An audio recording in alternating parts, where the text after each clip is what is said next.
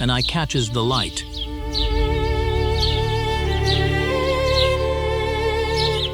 It blinks once, then the darkness takes it back.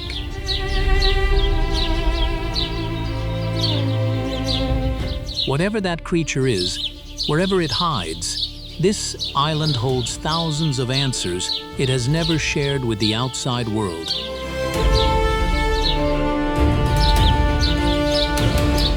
Ancient, severed, self-contained.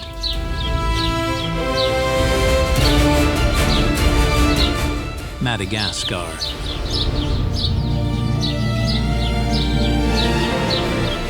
And the question that drives everything we are about to witness: how does a single island become a world entirely its own?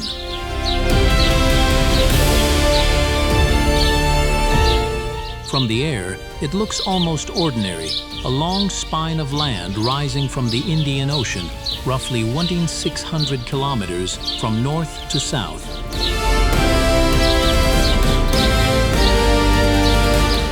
But scale tells only part of the story.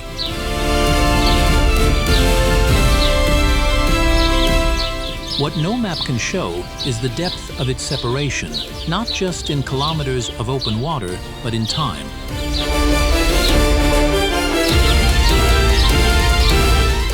Geological time, patient beyond imagination.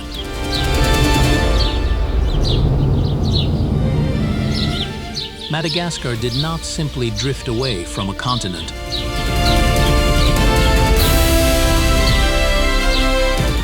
It broke free from the ancient supercontinent of Gondwana, a slow parting that left it stranded long before many of the world's most familiar animals had even evolved.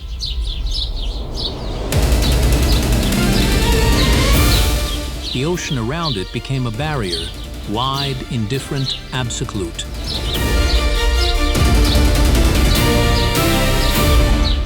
What was left on the island stayed on the island.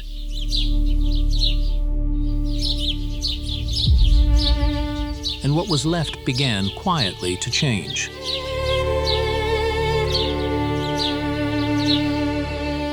There is a clue written in the rivers here, in the freshwater creatures that trace their ancestry, not to animals that swam across open sea, but to lineages that were already present when the land itself split apart.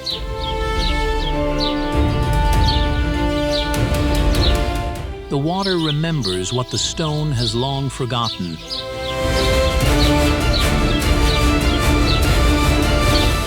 Isolation in biology is not merely an absence, it is a pressure.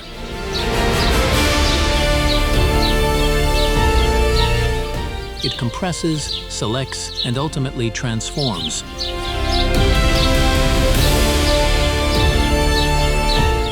Given enough time, a creature with no competition, no predator it has ever known, no neighbor to keep it in check, it does not stay the same.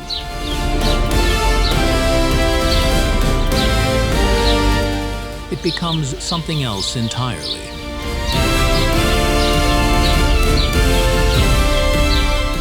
Something the rest of the world has no name for.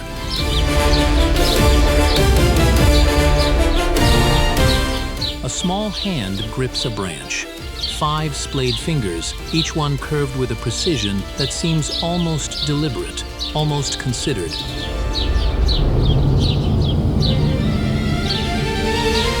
Whose hand it belongs to, and what it has spent millions of years learning to hold on to, that answer is stranger than anything you are expecting.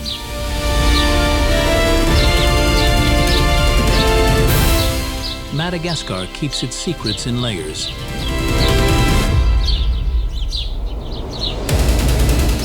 When an island is cut off long enough, not for centuries, but for epochs, what does life become?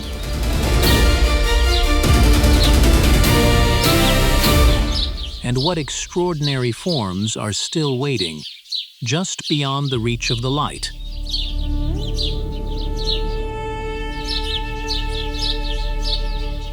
This is a lemur, and no wild population of lemurs exists anywhere on Earth except here.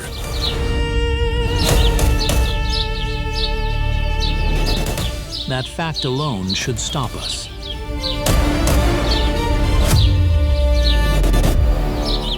At least 112 species, across 15 distinct lineages, every single one of them confined to this island.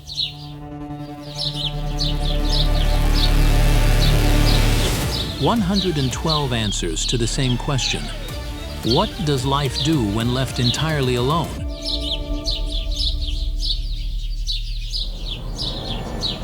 Some are no larger than a human fist, curled into the fork of a branch, heartbeat barely a whisper.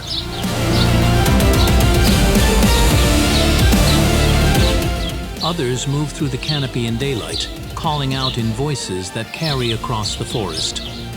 Something between birdsong and grief.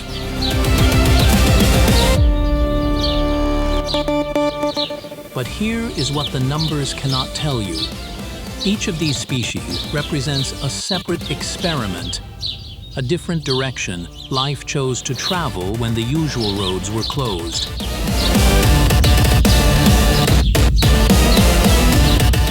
And some of those directions lead somewhere extraordinary.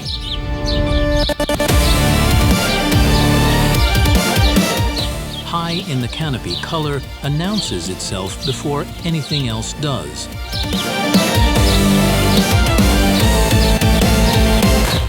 The Madagascar giant day gecko wears a green so vivid it looks almost artificial, a provocation against the leaf-filtered light.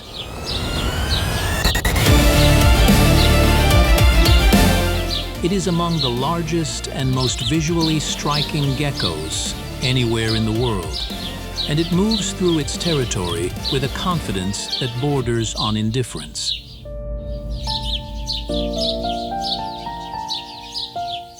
But look at the feet.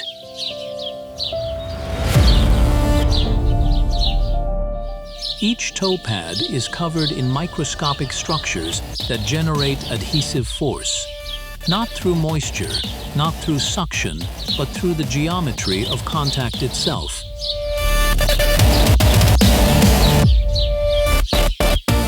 A wall, a ceiling, a smooth, wet leaf in the rain, all the same to this animal.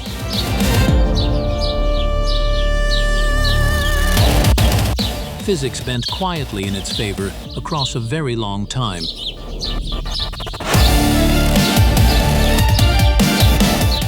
This is what happens when a lineage has no competition for a particular way of living.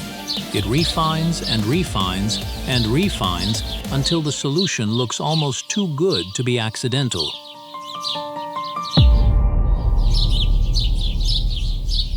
Almost.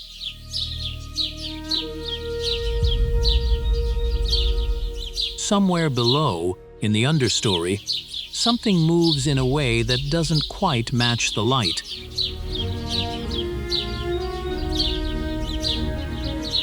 A single eye catches the darkness, wide, luminous, unblinking for just a moment, and then it is gone. The same island, the same curtain.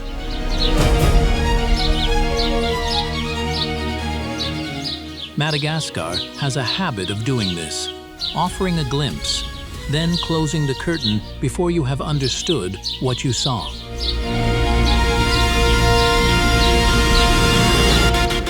There are species on this island that took decades to study properly, others whose behavior is still poorly documented, and a few whose full range of adaptations remain genuinely unknown.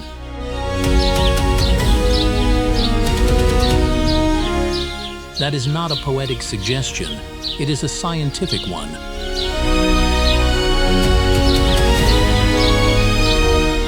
Which raises a question that this island has never quite allowed to rest. If what may be tens of millions, perhaps approaching 88 million, years of separation produced this, imagine what it did to the creatures we have not yet found.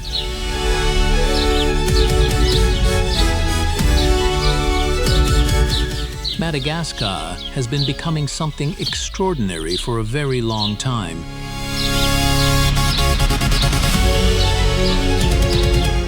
Tens of millions of years of ocean on every side, and no instructions from the outside world.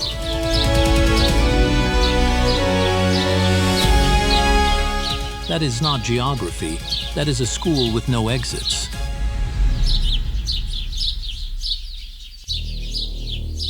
And evolution, left entirely to itself, turns out to be a relentless teacher.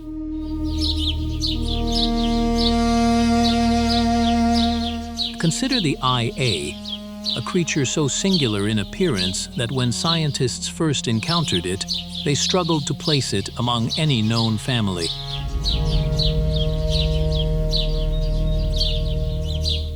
It was found in the forests near Mananara Nord in 1953, after a period during which researchers had believed it had vanished entirely from the living world.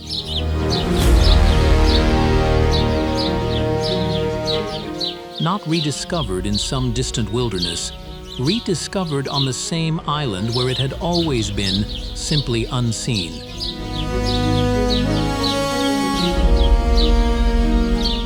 What does that tell us about how well this island guards what it has made?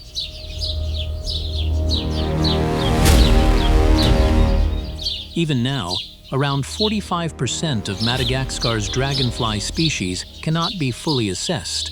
The data simply does not exist.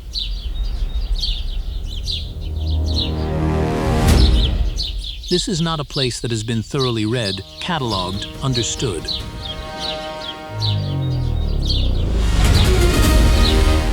This is a place still writing itself.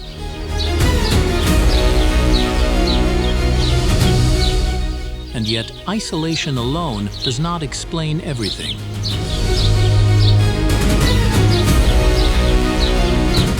The deeper question is how a place rewrites the very rules by which life communicates, moves, finds its way.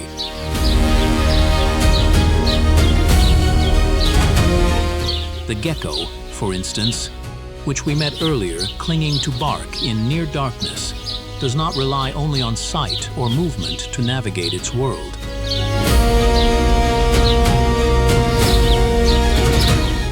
Geckos are among the very few lizard groups capable of producing a range of distinct sounds to communicate, calls that serve purposes we are still working to understand fully.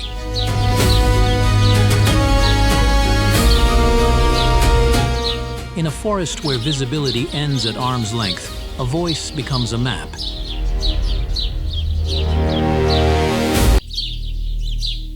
Voice, touch, color, not chosen consciously, but shaped over immeasurable time by a world that offered no shortcuts.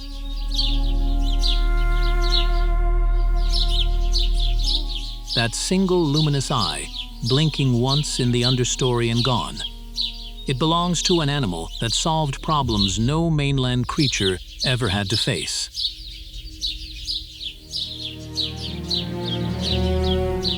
Because on the mainland, life negotiates constantly, with predators that arrived from elsewhere, with competitors that share a long evolutionary memory.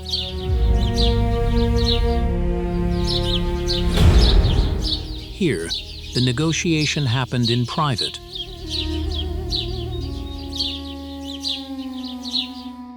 The results are unlike anything the rest of the Earth produced.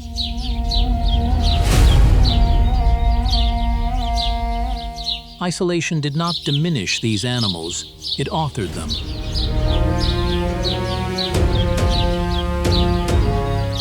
Which brings us to the question that follows naturally and uncomfortably. When an animal has been shaped entirely by the absence of competition, no familiar rivals, no inherited enemies, what kind of creature does it become?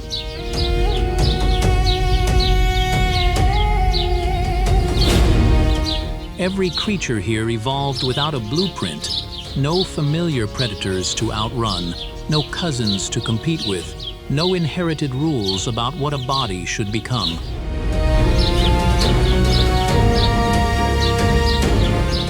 The lemur, the chameleon, the gecko, the fossa, they did not simply survive isolation.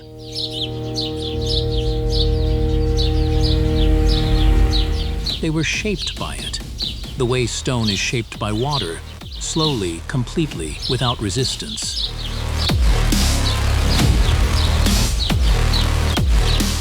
And what isolation builds, it builds to last, but also to fit only here.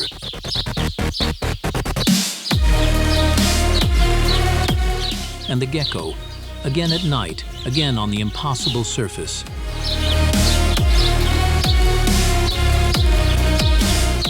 Then there is the fossa.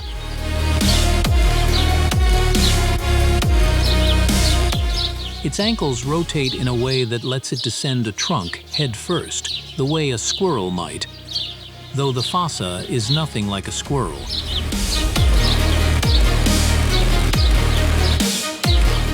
And that tail, nearly as long as its own body, held out behind like a counterweight, keeps it stable in a world of bending branches and sudden drops.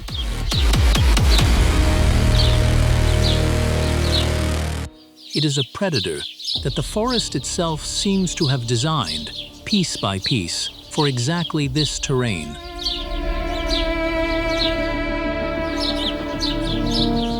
But here is what makes this stranger still.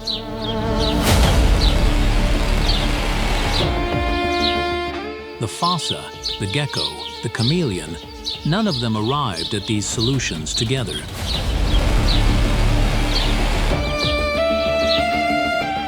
Each lineage found its own path through the same pressure, the same silence, the same absence of outside influence.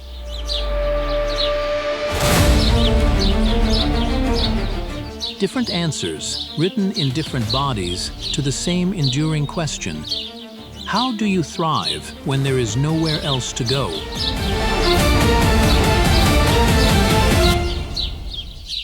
This is what isolation does, given enough time, and it does not stop at beauty.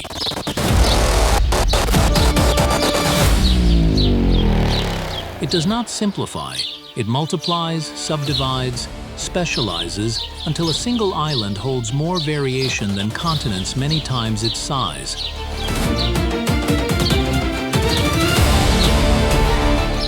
Each species a keystone, each relationship a thread, each adaptation a load-bearing wall in a structure that took millions of years to build.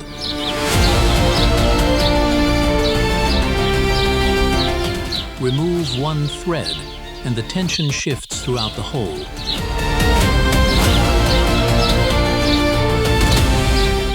That fragility is not a flaw in the system, it is the system.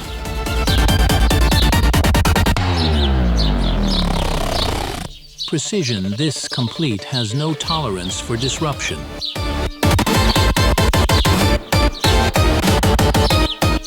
In the understory, that eye again, blinking once in the dark, wide, still, then gone, the island's oldest signature, and it keeps returning.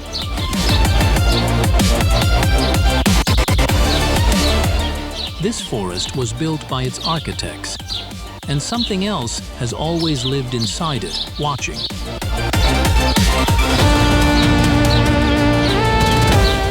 What has the darkness been hiding? And what happens when the thing hiding in it finally runs out of forest to hide in?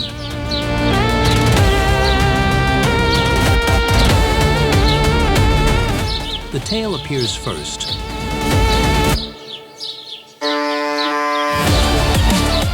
Long, restless, coiling around a branch as though testing it, before the body above has even decided to move.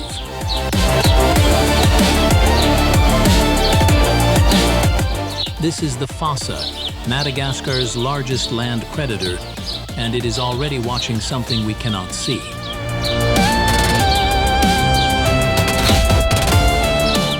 Nothing in this canopy is as still as it looks.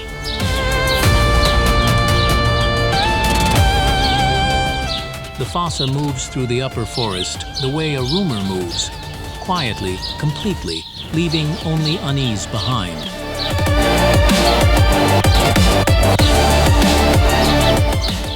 That tail, so precisely counterbalancing each stride, is not decoration.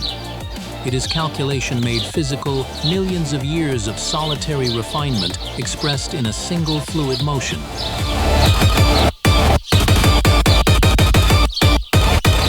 And below, in the filtered half-light, the lemurs know it.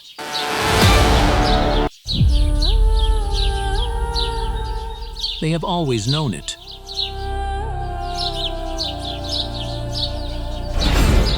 The fossa is the reason vigilance, in this forest, never fully sleeps.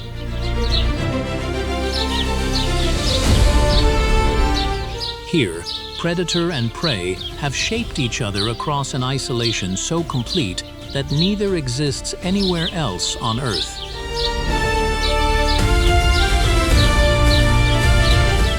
One island, one apex hunter, one unbroken chain of consequence.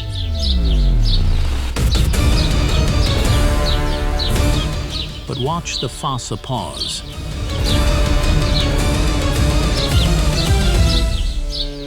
Watch it scan the canopy with an unhurried certainty that suggests it has all the time in the world, because on Madagascar, it does.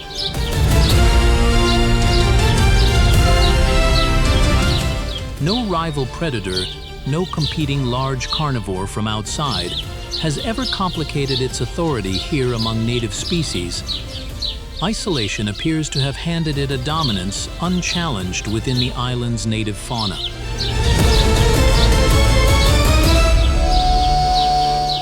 The forest gave it a throne, and it has held that throne ever since.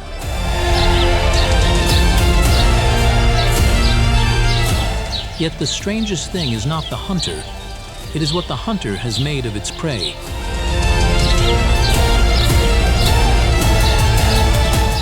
Pressure, sustained across geological time, does not break a species, it sculpts one.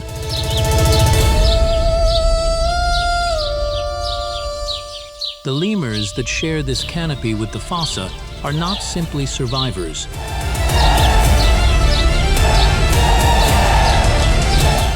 They are the result of an arms race conducted in silence over millennia, with no referee and no escape route.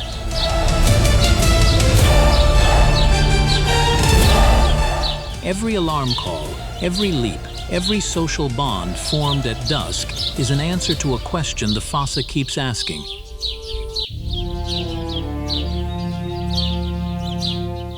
And in the understory below, where light rarely arrives, other answers have taken different forms entirely, forms that even the fossa has never learned to predict.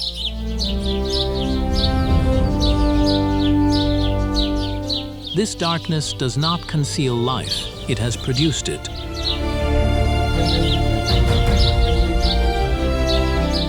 A single eye catches a thread of light. The same eye, the same forest, the same suspended moment, this island has always offered and always taken back.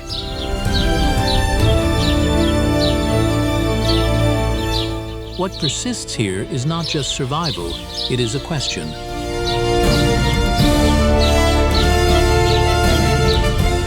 And when the last shadow settles and the canopy stills, what, exactly, do we owe an island that built all of this without us?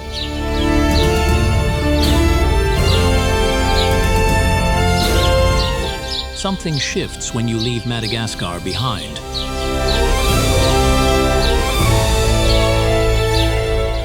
Not in the landscape, not in the light, but somewhere inside, where wonder and unease have quietly settled together.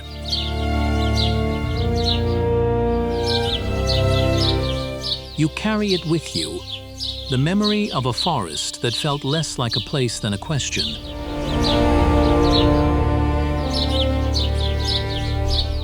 And the question was never simple.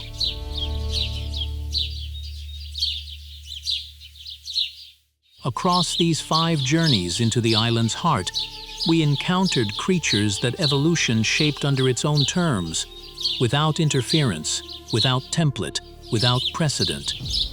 And for the vast majority of them, the window to survive this century is narrowing fast.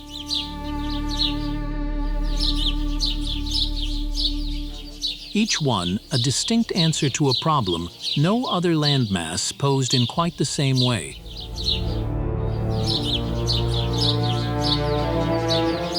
And yet, for all we witnessed, the island held back.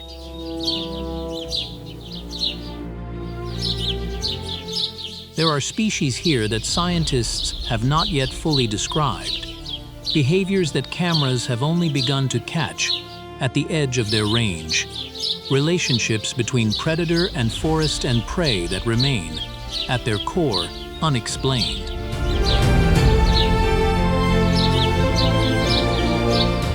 Madagascar does not yield its secrets willingly.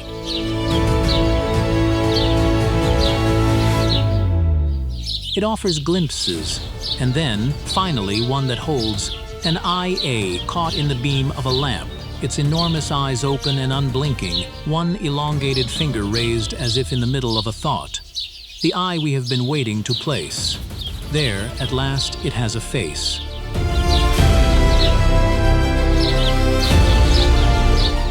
That image stays.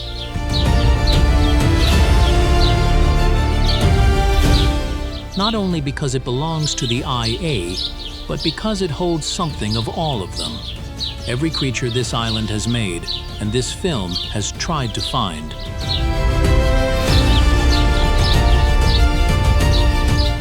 Lemur, chameleon, gecko, fossa. Each one watched us as carefully as we watched them, from a distance evolution had calibrated over millions of years.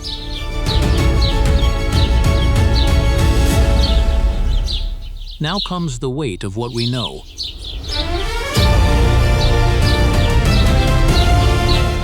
These primates, the lemurs, found nowhere else on Earth, are currently the most threatened group of mammals on the planet, a designation that encompasses not just wild populations, but the entire evolutionary lineage confined to this island.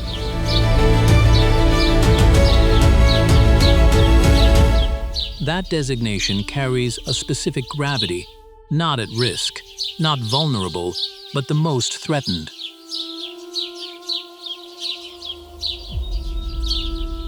Close to 94% of all lemur species now face extinction.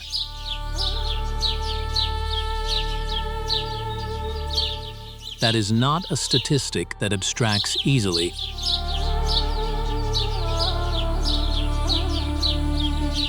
Think of every face we observed, the amber eyes, the deliberate hands, the calls that carried through canopy and dark, and understand that nearly all of it is contingent.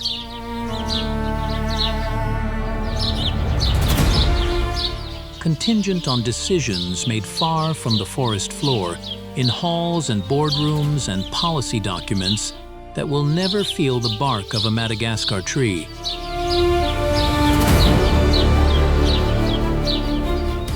This is the uncomfortable residue of wonder. To fully appreciate what this island built, we must also hold the possibility that it is coming apart.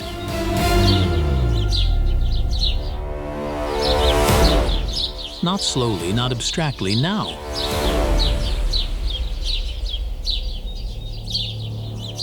And so the question that has quietly accompanied every image in this film: what makes Madagascar's creatures extraordinary, reveals itself, finally, as a second question wearing the first one's skin.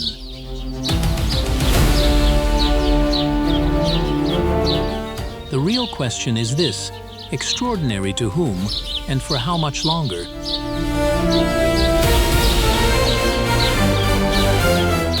Madagascar did not build this world for us to admire.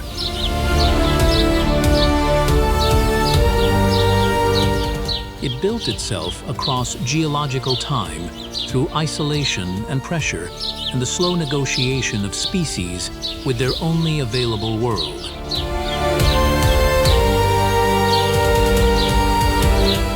We arrived late, and we have not always arrived gently.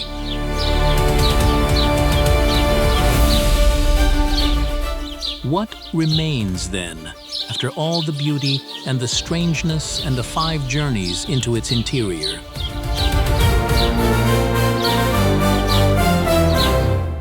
Perhaps this, the knowledge that an island which asked nothing of us has given us more than we can fully account for, and that the debt runs in one direction only.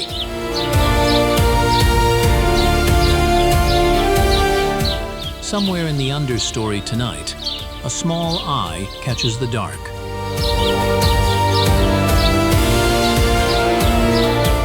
It blinks once.